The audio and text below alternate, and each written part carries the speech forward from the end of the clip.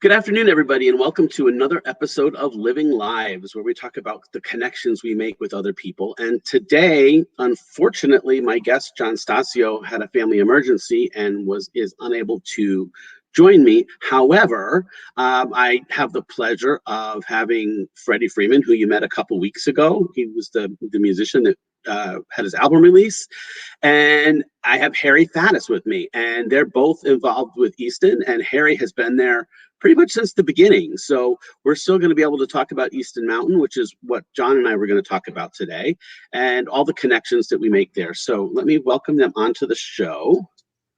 Hello, guys. Thanks for joining me. Wayne. So, today I wanted to talk a little bit about Easton Mountain, and I know you guys just celebrated the 21st anniversary. I believe it was on the 12th. And we have a big retreat weekend coming up, Memorial Day weekend, the Easton Mountain 21, the Phoenix Rising, which is kind of cool. And I just wanted to, maybe you can just tell a little bit about some of the history of Easton Mountain and what, I know, Harry, you've been there pretty much since the beginning. So maybe how it started and what the mission of the retreat center is. Yeah, you should let Harry start. Well, it started before it started. So the day that John Stasio signed the deed agreement was on May the 12th, 2000. But John had been working in Boston for 10 years or more, dealing with the issues in the gay community, especially with the AIDS epidemic and the suffering and grief that existed. And he began working with men. He became a massage therapist and a counselor. And he organized weekend retreats for guys because we didn't know what to do with all the grief we had and all the suffering. And because these men came together for a weekend or a few times a year, a longer retreat he did in Costa Rica, they began to say, I wish we could have a community, a place where we could go. So he was looking for the place. And in the year 2000, he found it. And they just by a fluke, he was looking in Vermont and Massachusetts where everything was very expensive. As a fluke, the real estate agent said, why don't we just go over the border? It's only 20 miles from Vermont. And that's what he did. And they found this place, which was derelict and in bad shape, but the price was good.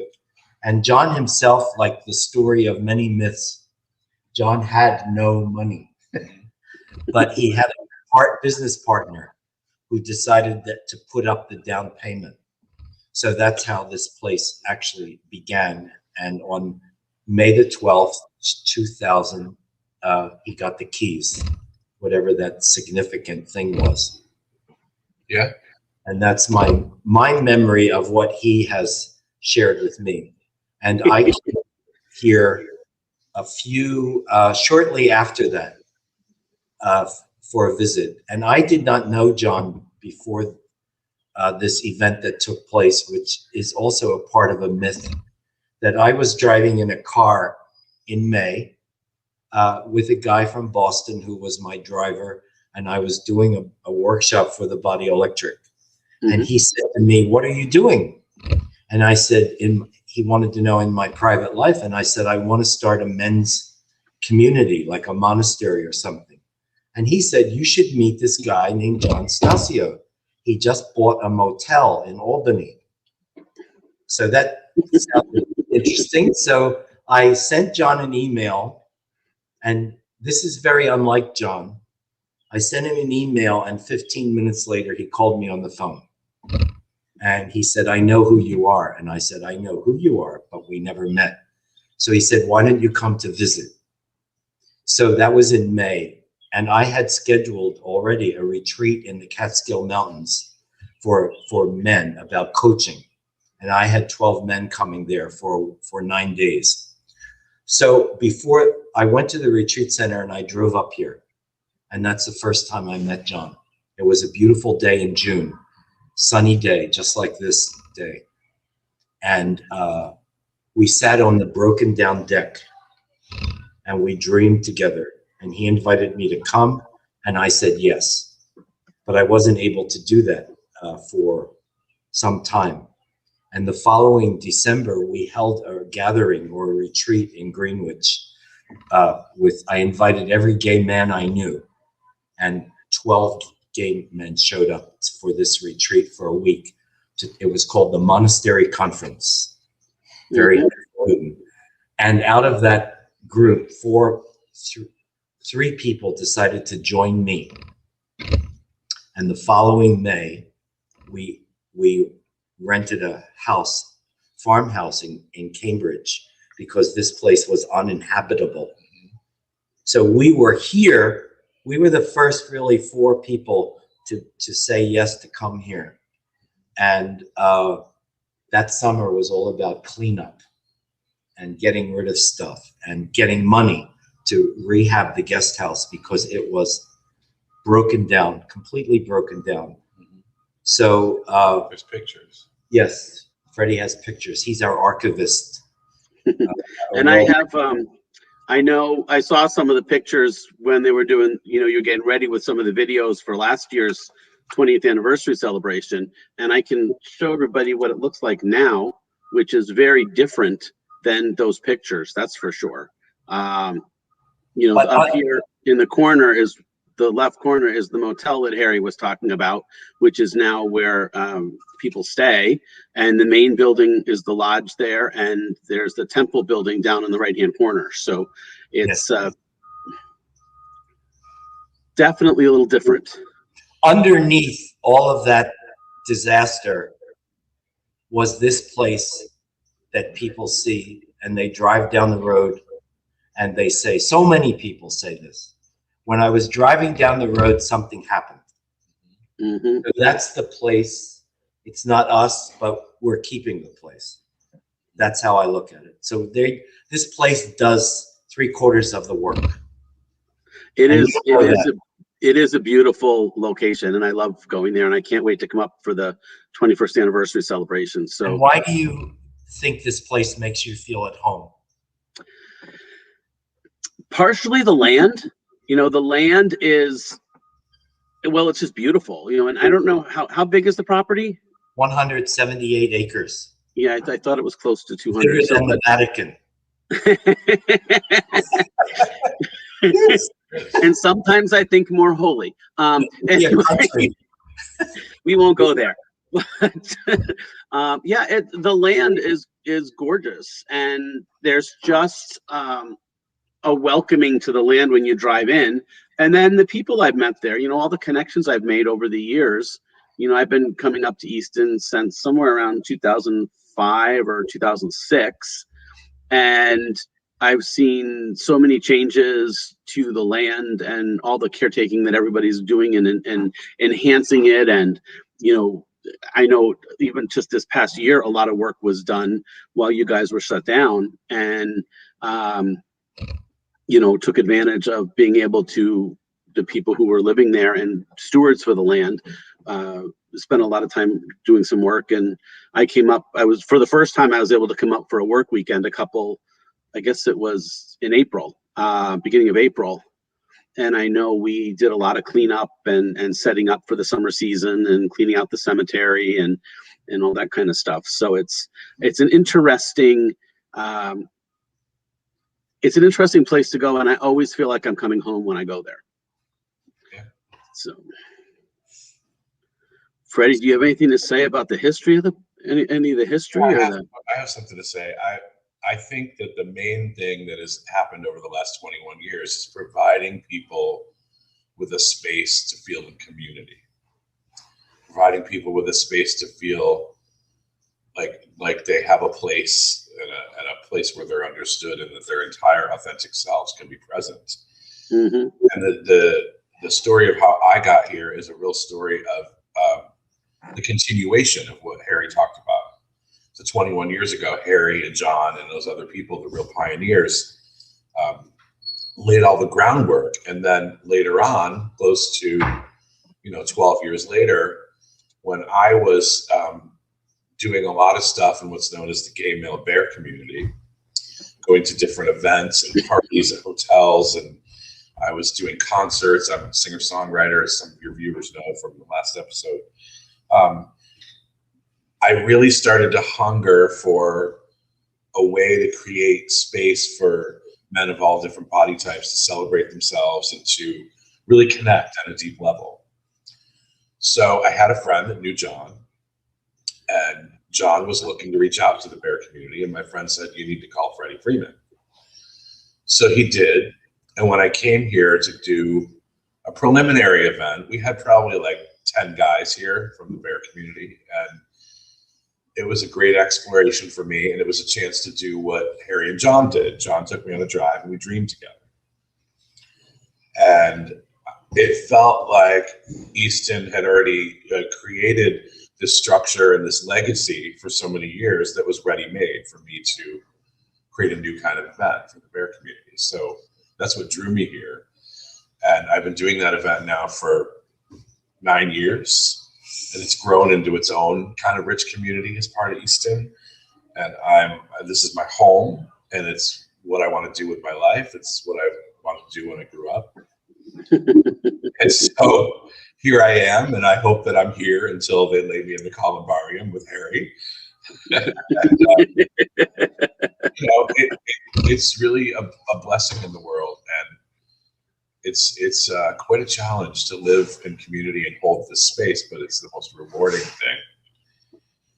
And I'm very proud to be a part of it and to hear all the stories of what led up to me being here. When I listen to Harry talk about, what happened 10 years before, I feel so privileged to hear those stories and hold those stories and to continue them as kind of the next generation of people who are involved here. And there's a new generation coming. Like, I'm one of the old generation now. I know the last 2 times I was there, both for your event as well as for the work weekend, there was a whole bunch of new guys who had never really been to Easton before and found it online and just wanted to come. And I was surprised that so many people wanted to come and help clean up, and rake and stuff when they had never been there and never seen the land and never felt the power, had never met Grandma Birch and Grandpa Oak, and had never, been there before, yet they were there and felt the community just from what they had seen online. One of them was my roommate, and he was saying he just saw the website and felt a community that he was looking for community, and he felt it there without even being there. So that's, kudos to you guys. I know, Freddie, you do a lot of the marketing, so kudos to you for, getting that feeling across with just, the social media and the website. And it's so good to see, new faces and new people there. Yeah. Since John couldn't be here, I think it's important to point out that even though over 21 years, so many people have helped to create this place, it starts with a vision. It starts with one person saying, this is what I want to create in the world, and having the audacity to go out and find the people to make it happen. And that's what John did. Yeah. And that's big, What is the actual mission of Easton Mountain?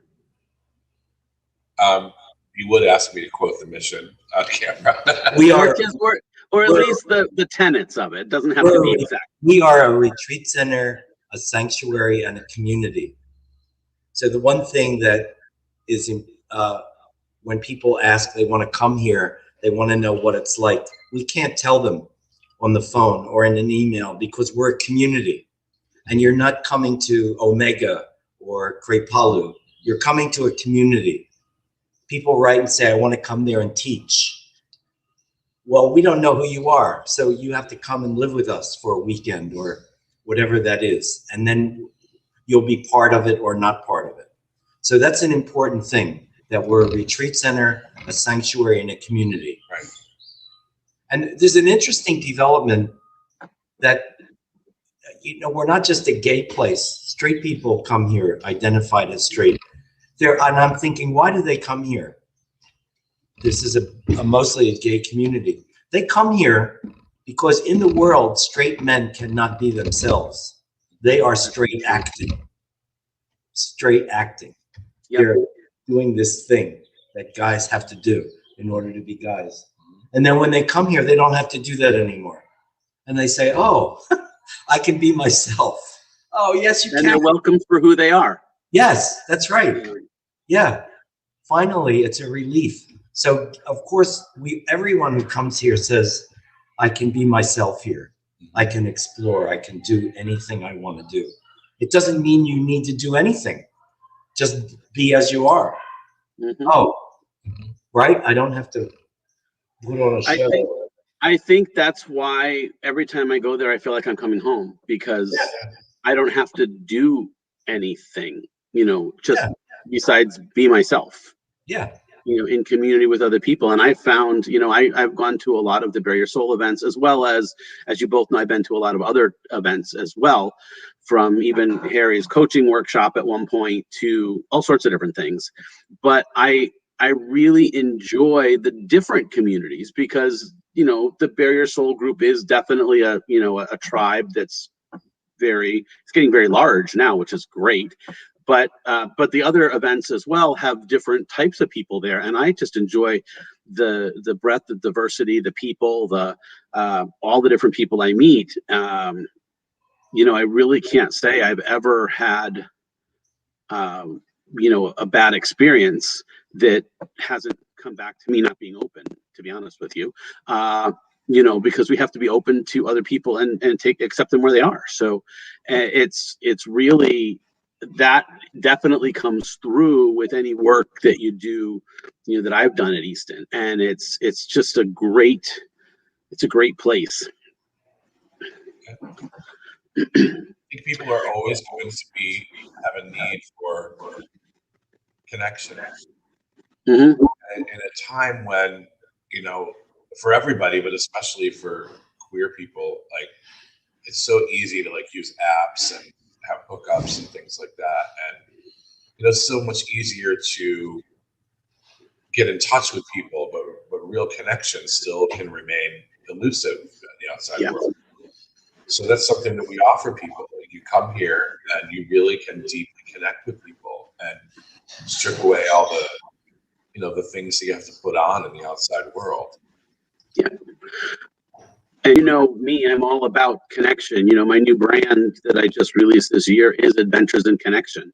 So, and I've had a number of adventures at Easton, that's for sure, and made tons and tons of connections, with the two of you, as well as with everybody else that I've met there, and have some of my best friends are Easton buddies, and through the pandemic, it was nice because you guys had the great room open. The room that you're in, is a nice big great room that we have, wrap up and start retreats in.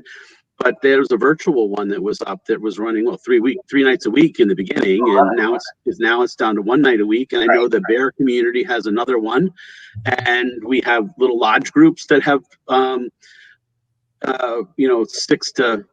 6 or so people that have met throughout the pandemic. I was in one that ended last year, and then I'm in another one now. It's great to have the connections. Matter of fact, one of the guys I met just left there. It was Doug. He's in my group now, and I had never met him in person. He had never been to Easton till he came there to shelter in community with you guys. And I met him at Freddy's concert. So it was kind of funny. We met online over the year, and then actually got to meet in person. So it's helped get a lot of guys through the pandemic, especially people who were stuck, like in New York City, where everything was so enclosed and they were stuck in their apartments for a long time. I'm in Danbury. There's a little bit more openness, where I could walk. It's not as congested as living in the city, but it's been a rock for a solid support for a lot of people over the past year, even though it wasn't open for in person.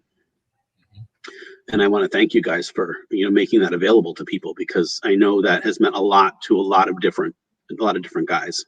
Yeah. And last year we were going to celebrate our anniversary, with a big celebration. What happened? We had to cancel that. Yes. So what are we doing this year? We're making up for it this year. Yes, you are. Because, fortunately with vaccines and everything, Look. like we're able to open up again we're asking people to be vaccinated or get a test to come. And we're doing Phoenix Rising, EM20. It's going to be a great weekend. It's Memorial Day weekend. It's not too far away. Yep. Do you have any spots left for it, or is it all full at this point? Left for Yes, Sign sure. up. Okay. Sign up. It's a whole weekend. It starts, I think, on a Friday and ends on a Monday. And we're planning lots of big things, lots of great workshops with lots of great different teachers, and a big gala celebration with a concert and all kinds of wonderful things. A bonfire, great food, reconnecting with our community, meeting new people if you've never been here. Yeah, I'm looking forward to it. I know I'm doing a workshop at it. I'm not sure what the workshop is yet, but we'll see. I don't know which one you chose of the ones I sent. So okay.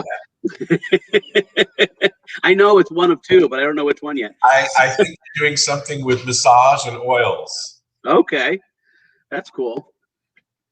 So yeah, come up. It's going to be a great weekend. It starts on Friday and goes through Monday of Memorial Day weekend, and it's a fantastic. I know some of the people and some of the other stuff that they're doing, and there's going to be some great workshops there. So come join us. And I want to thank you guys for joining me today. This has been a lot of fun. Thanks for pinch hitting, when John couldn't make it literally at the last minute. So I really am thankful for the two of you for stepping in and joining me on the show. And if you could just hang out in the green room for a minute, I'm going to wrap up the show and I'll be right back with you. Okay, Wayne, thank you.